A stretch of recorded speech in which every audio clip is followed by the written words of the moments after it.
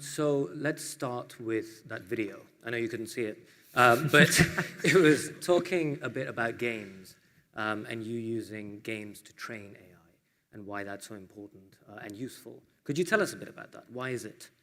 Games and AI have a long history together. In fact, games, when AI started as a field in the 1940s and 50s, one of the big challenges from the beginning was could you program an AI system to play chess?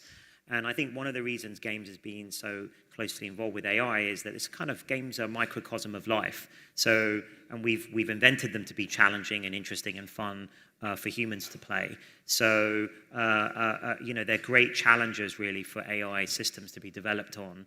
And if you pick enough games and you try and get a system to be general across all of those games, then you're on the beginnings of the way to having general algorithms that could apply to things outside of games. So, and that has obviously led to a lot of progress. Mm-hmm. So I'm going to jump right to the end and then come back. But Kate, you have thought a lot about what this progress means and where it's taking us. And there's a lot, but what is it that excites you the most of everything that's happening that people like Demis are doing? I mean, I think we're at this pivotal moment. We have seen an extraordinary acceleration just in the last 3 years. So I think what's exciting about that is what are the new scientific challenges that we can address? But at the same time, we're seeing the creation of an enormous planetary infrastructure that is by far and away the most capital-intensive thing that we have ever built as a species. And it's drawing more energy, more water, and more minerals than anything we've built. So we are also facing, in addition to this sort of exciting time around scientific innovation, I think a very real environmental and social and political challenge at the same time. So for me, I see addressing those problems as just as important as addressing a new algorithm or a new data infrastructure. And Glenn, you are sort of in a world where a lot of these changes are going to have massive impact, and you're thinking about it, how to bring it to the rest of us as it applies to industry. What is it that you're thinking about? What is it that, when you look at all the progress, and there's news almost every other day, what is it that you're thinking about with your business, how this applies to you and how it affects your customers? Yeah, no, and I think what Kate was just saying, that's one of the things that comes to my mind all the time, because we are in this Cambrian explosion of new things coming in all different ways, and we recognize the need to use these things for good, and how in our business, travel distribution, hundreds of millions of customers, millions of partners that we deal with. How can we use these things to optimize, to make things better for everybody to experience this world? That's our motive. But at the same time, using it can cause problems. And whether it be things that Kate just mentioned or things even as simple as employment. So as we develop these things, as we use these things, and I see the efficiency. Well, efficiency is an interesting word to use when you're starting to let people go because you don't need the human now. I can use an algorithm instead, which is good for shareholders, and it could be overall the macroeconomic thing. It's more efficiency for the whole world, but there's the individual who's hurt by it. And how are we going to deal with these things? Talking about efficiencies and what's going on, one of the things that often comes up now is AGI, and when it is going to come, artificial general intelligence. First of all, what is it, according to you, and when do you think it might arrive? Well, actually, my colleague Shane Legg, my co-founder of DeepMind and our chief scientist, he helped to define that term way back in the dark ages of 2000, I think it was, 2001. And we've always thought about it as a system that can exhibit all the cognitive capabilities humans can. And the reason that the human mind is an important reference point, of course, is that as far as we know, the human brain is the only example we have in the universe of a general intelligence, a fully general intelligence. And so if one can exhibit all the capabilities from creativity to reasoning, all of these high-level capabilities that we're capable of, then in theory, you may have a fully general system. And so that's really the definition of the bar for me of what AGI is. And progress has been incredibly rapid, as we all know, and is increasingly speeding up. And I think maybe there's a 50% chance of it being in the next 5 to 10 years. As soon as that. Mm-hmm. Kate, do you have a view on this? What is it? Because we had a conversation about this earlier, and it was interesting. Well, let's say controversial opinion. I think AGI is a distraction. I think we're using this term, in fact, Dario Amodei, who's the CEO of Anthropic, I think put it really well. It's become a marketing term. There is no benchmark for when we reach AGI. So it's whenever somebody tells us that, oh, this system is exceeding a whole range of human tasks, but those tasks have not yet been defined.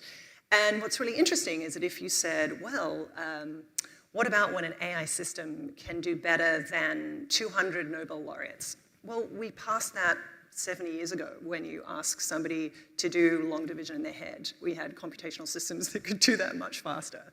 So it really depends on where you set that measuring line. I also think it's a trap in that we are acting like there is a finish line and then everything stops. Oh, we've reached AGI. Frankly, we should be thinking about a different question, which is, are we creating AI systems that are actually benefiting everyone, that are increasing forms of social agency and equality, that are actually addressing core problems like climate change and the collapse of democratic institutions, just a few of those, That'd be great. So this is what I would love us to be asking. When do we build AI that's actually good for everyone? Can I just interject there? I don't think it's an either or, right? So, there's a scientific advance to try and get to AGI. I do think that is testable. You could imagine 10,000 different tasks, or maybe 100,000 even, that cognitive tasks that psychologists and others have developed. And it's about consistency as well. Although in some, of course, it can do long division better than humans can. You don't need AI for that, just the calculator will do.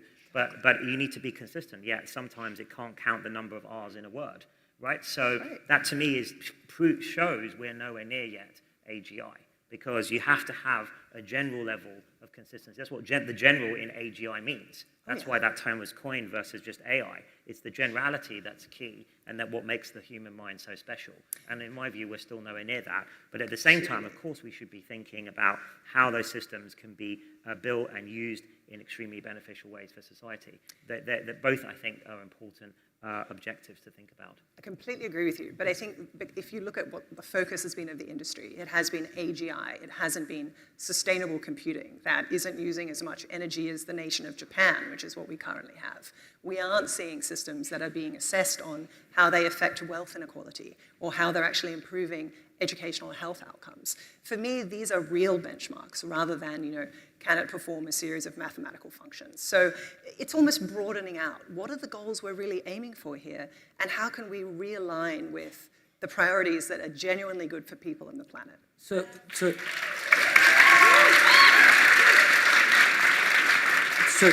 jumping off from there, Glenn, one of the things that is quite relevant to a business such as yours is AI agents and how they'll be deployed. And one of the questions there is, of course, building trust between the customer and the system. How do you think about that? No, we think about it all the time, because one of the few things a company has is a brand value, is trust. Do you believe that partner, that customer, do you believe that we together can create something that is lasting and we're not trying to cheat you? Fairness is a big issue, and that comes a lot up into all these new AI systems, of whether or not, is it fair or not? Is it fair, for example, that I can use these systems to be able to better optimize pricing, that I'm going to charge one price to one group and a different price to another group, and I'm going to actually maximize the value to myself? People feel that's unfair. And it's a question of what is the article, what is fairness or not.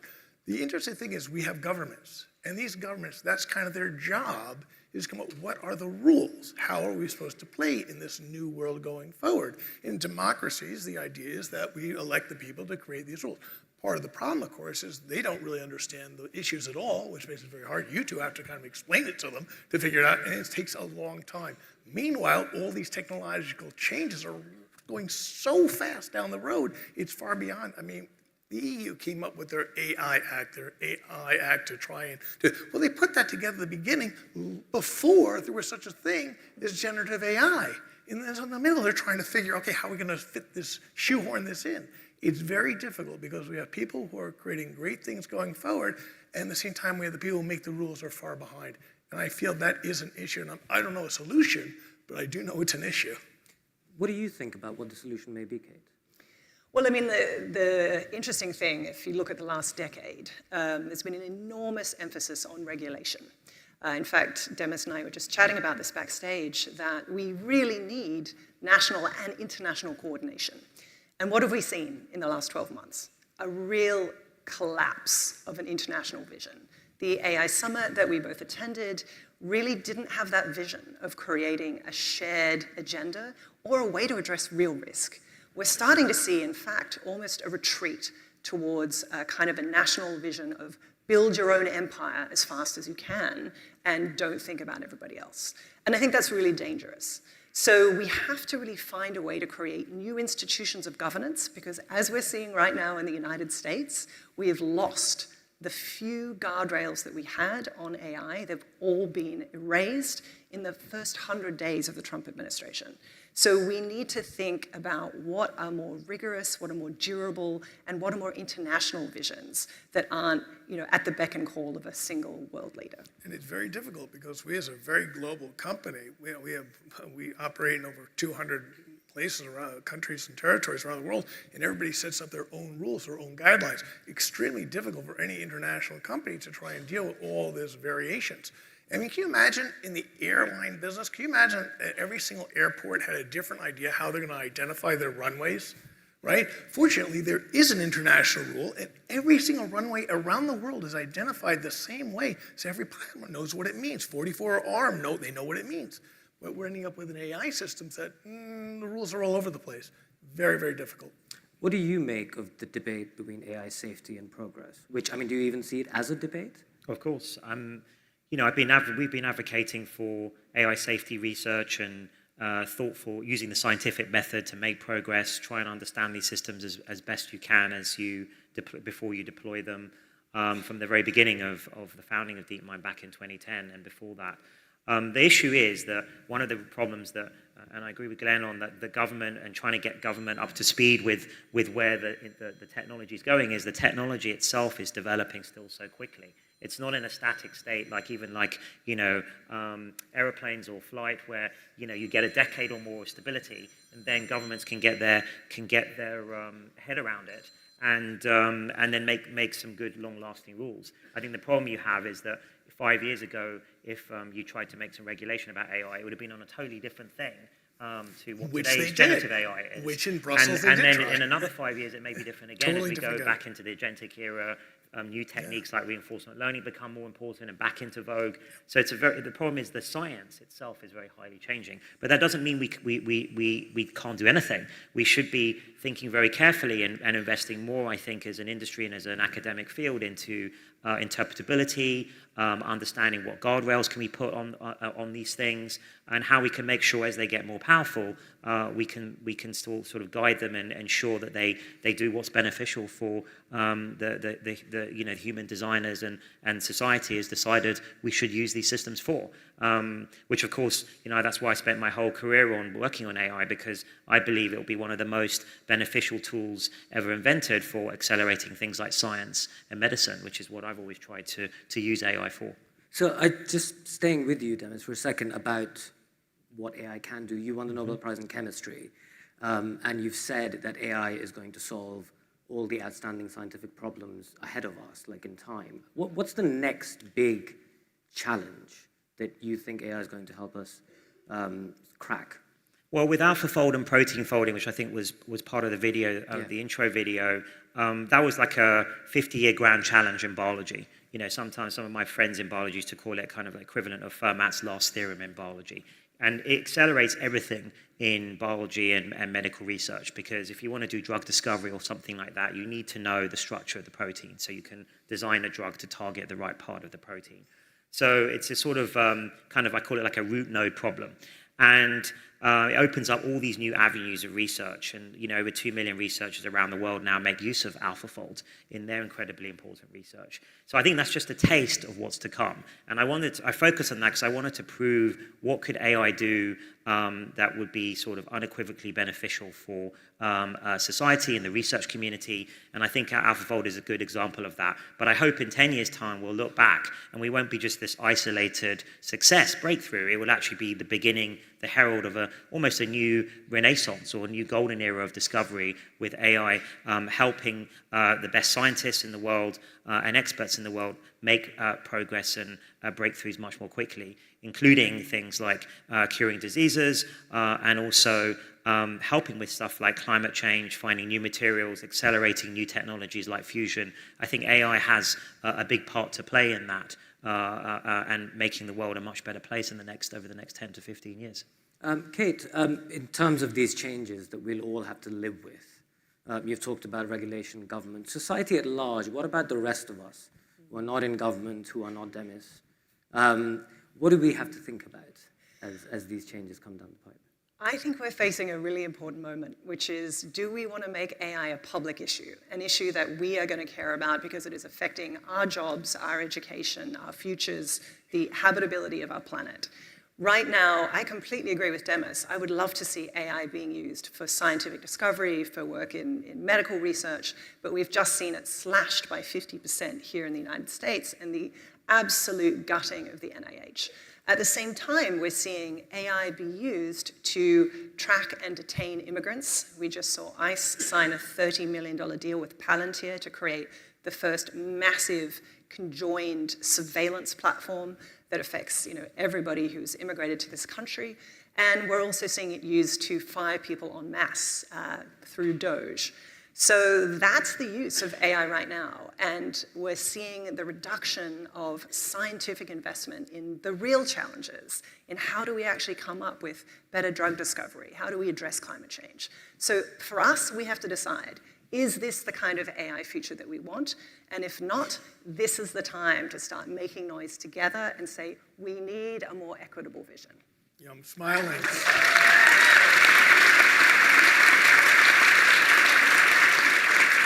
I'm smiling because I'm in between Kate and Demis, and I have Kate with like the evil, the terrible things that can happen. I got Demis, the world's going to be fantastic. It's going to be incredibly great.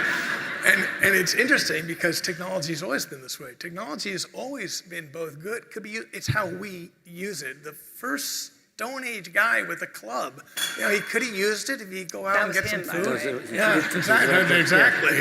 Yeah. Hit some food, or he could go over and hit some guy to take his wife. And that's all technology throughout history. And we are at a stage now, which unfortunately, though, this technology has the ramifications are so much greater, even up to things when we think about fusion and things of nature could use for good or bad.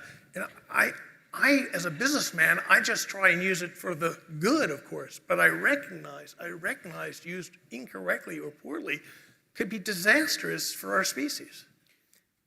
You want to add something? Yeah, I mean, look, of course, Glenn's right, and this is what we've known, Kate and I have known from the beginning, is that all transformative technologies can be used for good or bad. It depends how we deploy them and what we prioritize as society. And actually, just going back to your question of what everyone can do, I do think as these systems become deployed in more everyday products, assistants, these kinds of things, I think everyone can exercise their choice as a consumer to actually use the sort of capitalist reward function of use services from companies or organizations that you think are being responsible about the deployment of AI and using it in beneficial ways. You can all do that, and that is a form of sort of voting with your wallet in a way of influencing and rewarding maybe companies, organizations that are trying to be more responsible, maybe deploy things a bit slower and make sure they're more robust, things like that. I think that is going to come into the equation in the next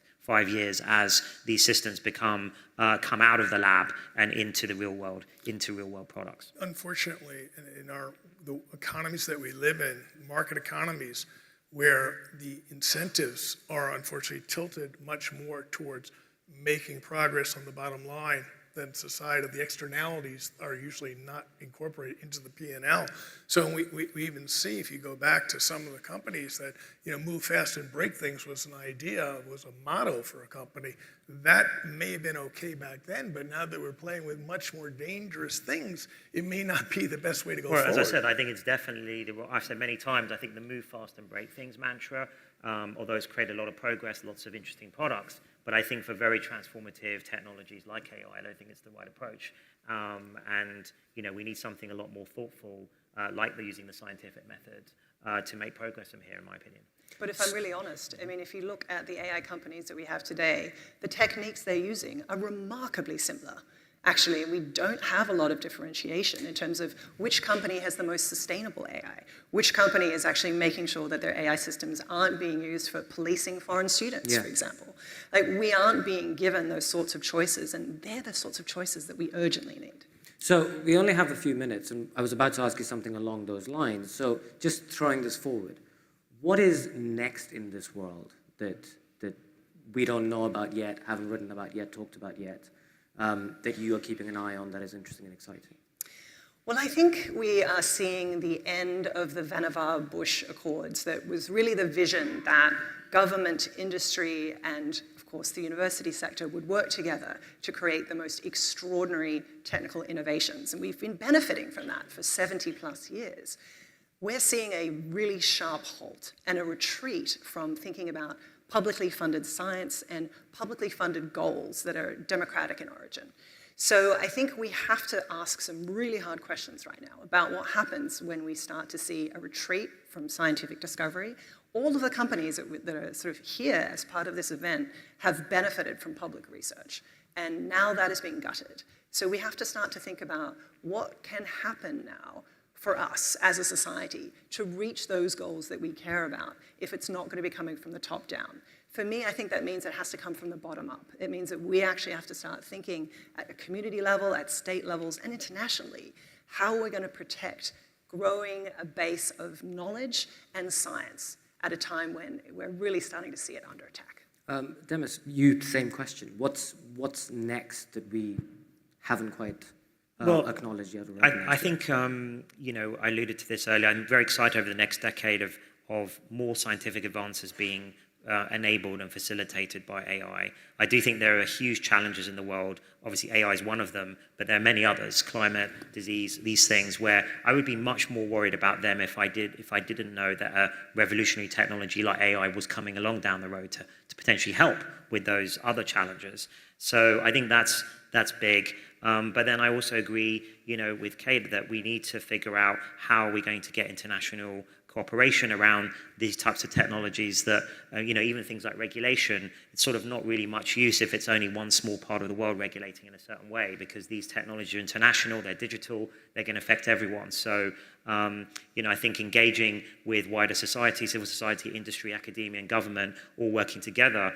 I think we've got to carry on trying to push towards that. Great. Well, on that note, we're out of time. Thank you so much. Thank you.